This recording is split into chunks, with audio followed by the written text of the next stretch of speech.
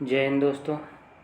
आज भारत शासन नियम 1861 होने वाला है, जिसमें से ये कह सकते हैं कि भारत का संवैधानिक विकास है, इस अधिनियम के द्वारा भारत के संवैधानिक विकास का सूत्रपात किया जाता है। इस अधिनियम में सबसे पहले भारतीयों को शासन में भागीदार बनाने का प्रयत्न किया गया, इसलिए इसे सहयोग की नीति या उदार निरंकुशता की संज्ञा से भी जाना जाता है।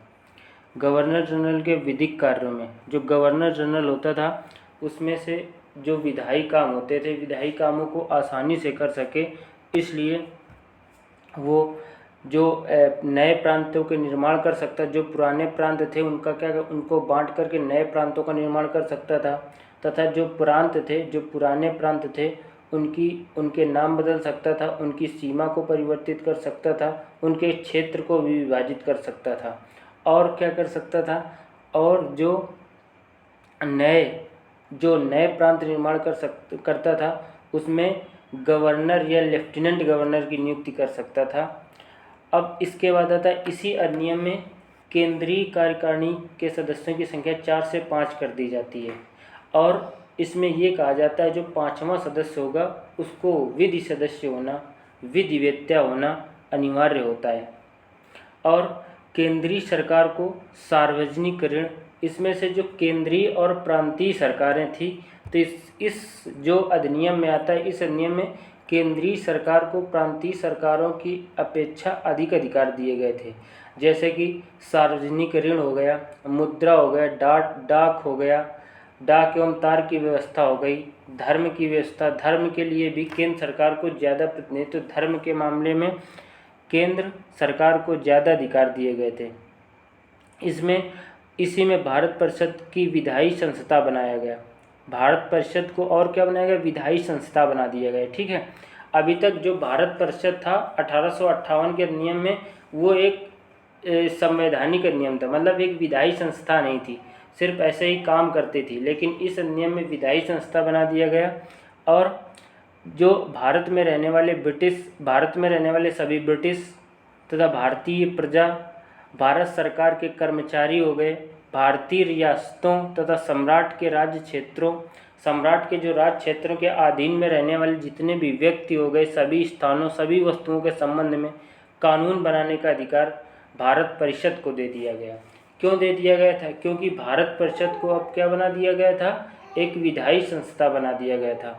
गवर्नर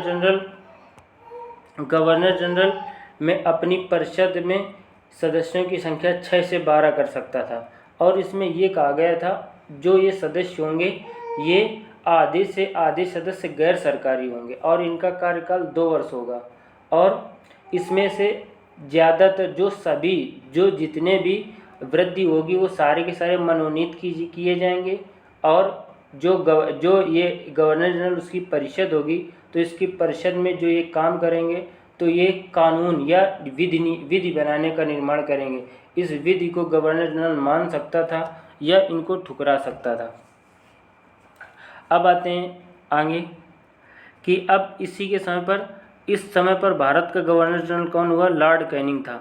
भारत का गवर्नर जनरल लॉर्ड कैनिंग था। तो इसने क्या किया? इसने किया था कि प्रशासनिक व्यवस्था, जो विभागीय प्रणाली शुरुआत की। जैसे वर्तमान में बहुत सारे विभाग है ना, जैसे हर तरह, जैसे रक्षा विभाग हो गया, और विदेश विभाग हो गया, गृह विभाग हो गया, ऐसे बहुत सारे कैबिनेट बने हुए हैं। तो उसी के आधार पर मंत्रिमंडल व्यवस्था की भी शुरुआत कर दी जाती है, और इसी अधिनियम द्वारा ही मंत्रिमंडल व्यवस्था की नींव पड़ती है। गवर्नर जनरल परिषद, जो गवर्नर जनरल होता था ना, जैसे वो उसमें से जो सदस्य होते थे, सदस्यों की उपस्थिति के लिए वो उपेक्षा कर सकता था कि लोग इस गवर्नर जनरल की परिषद में हमेशा जब भी काम हो तो उपस्थित रहें। गवर्नर जनरल को ऑर्डिनेंस मतलब क्या होता है? अध्यादेश जारी करने का भी शक्ति दे दी गई थी। ठीक, जब कभी विशेष स्थिति ऐसी आ जाएगी जो उसके द्वारा कानून बनाए गए हैं, उनके आधार पर प्रशासन करना सही नहीं हो रहा, उसके आधार पर प्रशासन करना आसान नहीं हो रहा है, तो वो किसी समय पर भी अध्यादेश जारी कर सकता है। इस अधिनियम में विकेंद्रीकरण की नींव रखी गई। अभी तक क्या था? केंद्रीकरण के था। विकेंद्रीकरण का मतलब क्या होता है कि ऊपर से नीचे तक। जैसे क्या होता है कि नीचे तबके के लोगों को शासन में भागीदार बनाना, ये होता है शासन का विकेंद्रीकरण करना। जैसे वर्तमान में अच्छा एग्जाम्पल ग्राम पंचायतों का है। ग्राम पंचायतों के माध्यम से गांव के नीचे तबके के लोगों को भी क्या कर सकते हैं हम कि जो प्रशासन में भागीदार बना सकते हैं। इसमें 1961 में कुछ और अधिक विशेषताएं होती हैं। इसमें सबसे पहले ये क्वेश्चन बहुत पूछा जाता है कि सबसे पहले बजट किसने प्रस्तुत किया था। तो 1961 में सबसे पहले जेम्स विल्सन ने बजट प्रस्तुत किया था और एक केंद्र और राज्य का संयुक्त बजट था। और इसी में और 1961 में भी भारतीय उच्च न्यायालय नियम 1961 आता है तथा भारतीय असैनिक सेवा अधिनियम 1861 भी पारित किया जाए। इस जगह पर 1961 बोल गया।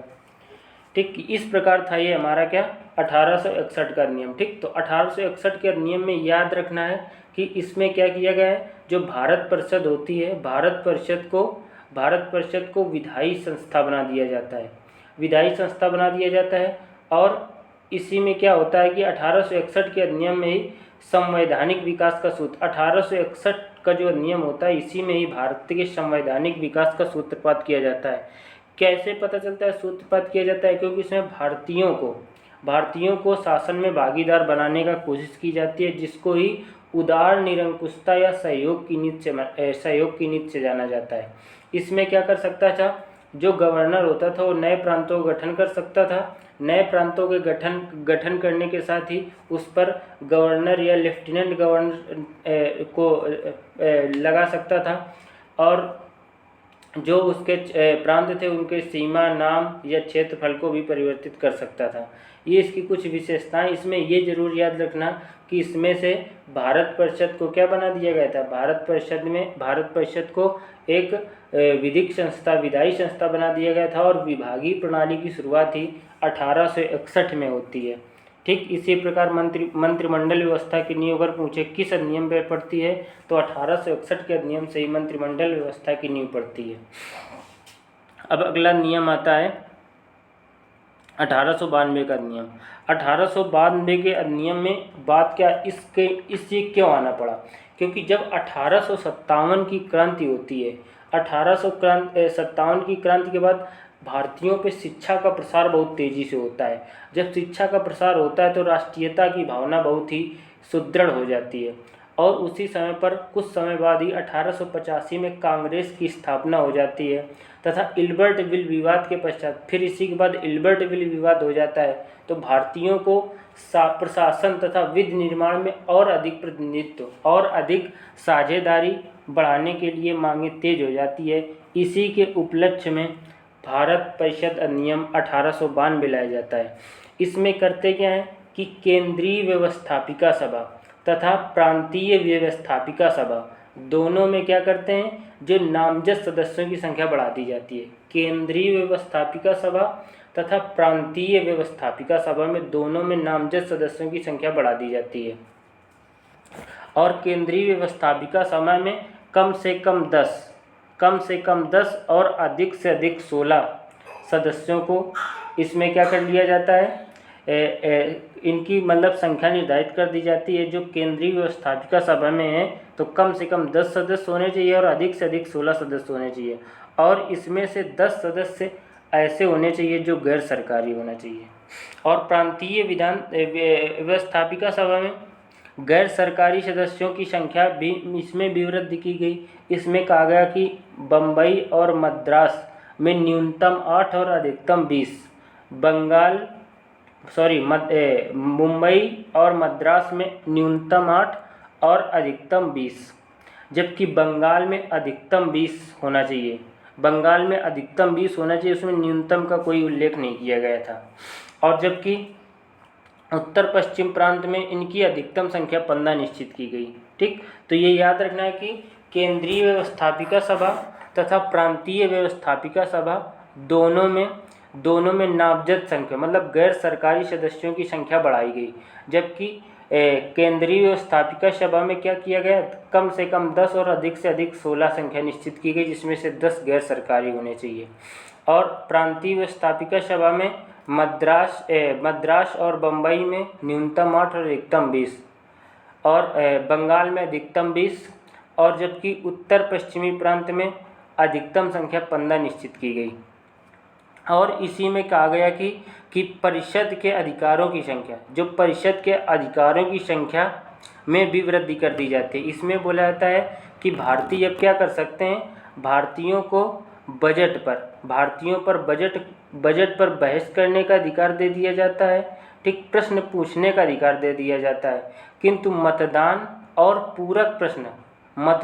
अनुपूरक प्रश्न पूछने का अधिकार नहीं दिया जाता। ठीक, अभी अनुपूरक प्रश्न नहीं समझ में आ रहा ना, तो अनुपूरक प्रश्न होता क्या है कि जैसे हम कोई प्रश्न पूछें और प्रश्न के जवाब में फिर कोई प्रश्न पूछ ले, तो उसको अनुपूरक प्रश्न, मतलब प्रश्न पर पूछा गया प्रश्न होता है अनुपूरक प्रश्न।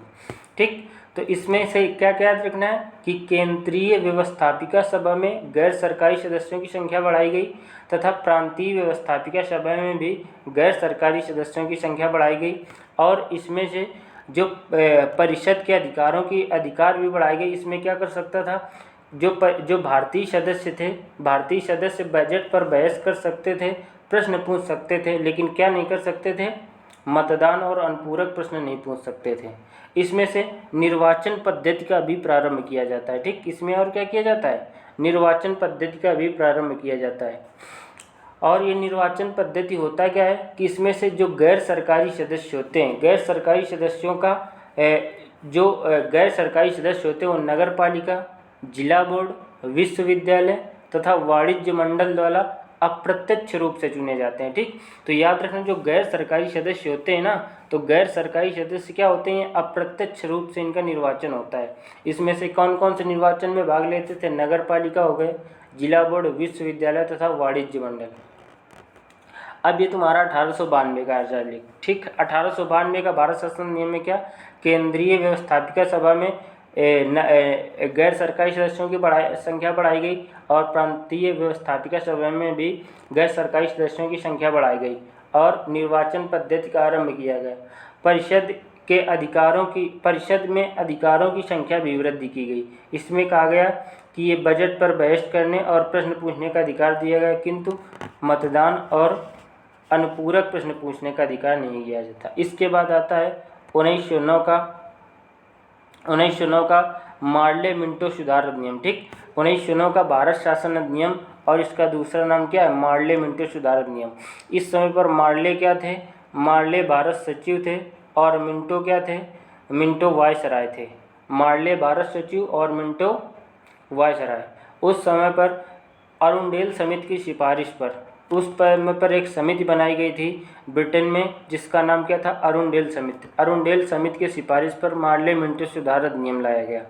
इसमें कहा गया कि भारत में प्रादेशिक चुनाव में जो व्यवसायिक सांप्रदायिक प्रतिनिधित्व प्रणाली अपनाई गई, मतलब व्यवसाय के आधार पर और सांप्रदायिक मतलब धर्म के आधार पर जो प्रतिनिधित्व का सिस्टम अपनाया गया। भारत में जो प्रदेश में चुनाव होते थे, प्रांतों में चुनाव होते थे, प्रांतों में चुनाव के लिए क्या कहा गया कि व्यवसायिक और सांप्रदायिक प्रतिनिधित्व प्रणाली अपनाई गई। इसमें से तीन भाग में बांटा कि एक साधारण हो गया, एक वर्ग विशेष हो गया और एक विशेष हो गया। और इसमें से जो सबसे बुरा हुआ, इसमें से मुसलमानों के लिए पृथक मताधिकार, मतलब उनको मताधिकार और पृथक निर्वाचन क्षेत्र डाल दिया गया। मतलब उनका मेन काम क्या था कि हिंदू मुसलमान की जो एकता है इसको तोड़ दो, और हिंदू मुसलमान की एकता को तोड़ने के लिए एक उनके पास उनको मुसलमानों को भड़काया गया कि तुम्हें हिंदू तुम्हारा अधिकार नहीं देंगे। ठीक, तो इसलिए हम क्या करते हैं, तुम्हें एक अलग निर्वाचन क्षेत्र दे रहे हैं। इसे ही क्या कहा गया, फूट डालो और राज करो की नीति अपनाई। ठीक, इसमें से मार्ले मिंटो ने मोरले से क्या कहा था कि हम नाग के दांत बोल रहे हैं और इसके परिणाम बड़े ही भीषण होंगे। और इसमें क्या कहा गया, और इसमें ये कहा गया कि बजट में विवेचना भी कर सकते हो, लोकहित के विषयों पर चर्चा भी कर सकते हो, अनुपूरक प्रश्न भी पूछ सकते हो। ये सब इसमें से कुछ, इसमें अभी तक क्या था, उन्हें 1892 के भारत परिषद अधिनियम में हम क्या कर सकते थे, अनुपूरक प्रश्न नहीं पूछ सकते थे और न मतदान कर सकते थे। अब हमें क्या कर दिया गया कि हम अनुपूरक प्रश्न तो पूछ सकते हैं लेकिन अभी भी हम मतदान नहीं कर सकते हैं, ठीक है ना। तो 92 में क्या कर सकते थे, बजट में हम क्या कर सकते थे, न ही मतदान कर सकते थे, अनुपूरक प्रश्न पूछ सकते थे। जबकि 1909 का पार्लियामेंट्री सुधार नियम आता है, इसमें हम क्या कर सकते हैं, हम अनुपूरक प्रश्न पूछ सकते हैं लेकिन मतदान फिर भी नहीं कर सकते। इसमें और क्या क्या और इसकी कुछ विशेषताएं थी, जैसे कि भारतीयों को प्रशासन तथा विधि निर्माण दोनों कार्यों के लिए प्रतिनिधित्व प्रदान किया गया। प्रशासन में भी भारतीयों को शामिल किया गया और विधि बनाने में भी भारतीयों को शामिल किया गया, ठीक। सबसे पहले जो भारत परिषद में भी शामिल हुए और गवर्नर की कार्यकारिणी परिषद में भी शामिल हुए। जो भारत परिषद में शामिल होने वाले सदस्य थे केसी गुप्ता और सैयद हुसैन बिलग्रामी, और जबकि वायसराय की कार्यकारिणी में शामिल होने वाले सदस्य कौन थे, एसपी सिन्हा थे, और इन्हें बाद में लॉर्ड की उपाधि दे दी जाती है, ठीक। अब इस प्रकार से होता है 1909 का नियम, ठीक। और इसमें से ये देखो है भारत से, ये पेज बढ़ाने में लेट हो गए, तो 2 भारतीय सदस्य किसमें शामिल किए जाते हैं, 2 भारतीय सदस्य शामिल किए जाते हैं हमें कि भारत परिषद में, ठीक, केसी गुप्ता और सैयद हुसैन बिलग्रामी। जबकि एसपी सिन्हा किसमें शामिल कर दिए जाते हैं, गवर्नर वायसराय की कार्यकारिणी परिषद में, ठीक।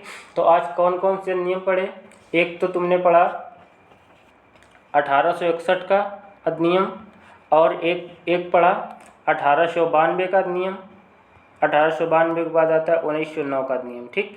ये तीनों नियम की विशेषता क्या थी, इसी में जो भारत के संवैधानिक विकास का सूत्रपात होता है, इसी में होता है 1861 में। और इसमें भारत परिषद को एक क्या बना दिया जाता है, विधिक आयोग बना दिया जाता है। इसकी सदस्य संख्या क्या कर दी, 6 से 12 कर दी जाती है। इसी में विभागीय प्रणाली की शुरुआत होती है और मंत्रिमंडल व्यवस्था की नींव डाली जाती है 1861 में, ठीक। अध्यादेश जारी करने की शक्ति 1861 में आती है। जबकि 1919 में क्या होता है, 1919 में केंद्रीय व्यवस्थापिका सभा तथा प्रांतीय व्यवस्थापिका सभा में गैर सरकारी सदस्यों को बढ़ा दिया जाता है, और इसमें ही निर्वाचन की पद्धति आरंभ की जाती है।